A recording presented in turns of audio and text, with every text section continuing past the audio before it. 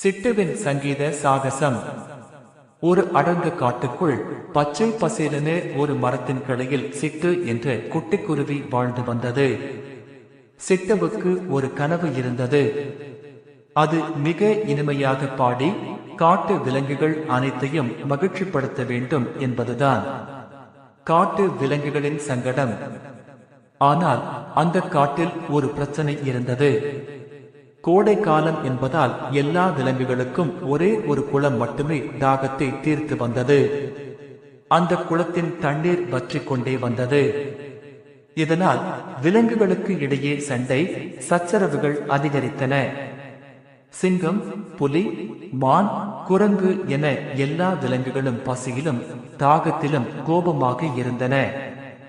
யாரும் சந்தோஷமாக இல்லை. சிட்டுவின் முயற்சி. இந்த சண்டைகளை கண்ட சிட்டுவுக்கு மனம் வருந்தியது. நான் பாடினால் எல்லாரும் மகிழ்ச்சியாவார்கள் என்று நினைத்தது.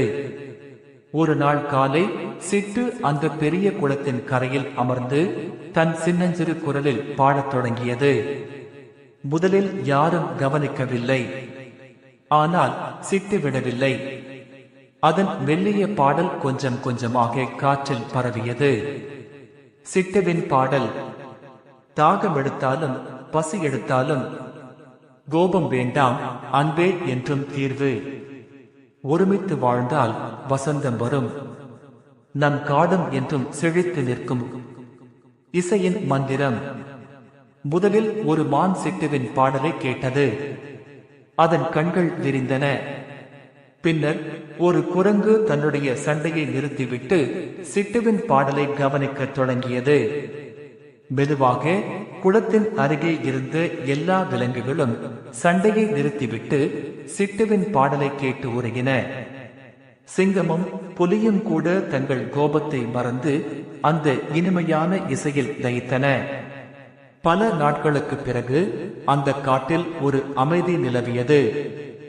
விலங்குகள் அனைத்தும் ஒருவரை ஒருவர் பார்த்து புன்னகைத்தன. எதிர்பாராத பரிசு. சிட்டு பாடி முடித்ததும் திடீரென வானத்தில் கருமேகங்கள் திரண்டன. குளிர்காற்று வீசத் தொடங்கியது. சில நிமிடங்களிலேயே சலசல வென மழை பொழிய ஆரம்பித்தது. வறண்டு கிடந்த குளம் நிரம்பியது. காடு முழுவதும் புத்துயிர் பெற்றது. மழையில் நனைந்தபடி எல்லா விலங்குகளும் சிட்டுவை பாராட்டின.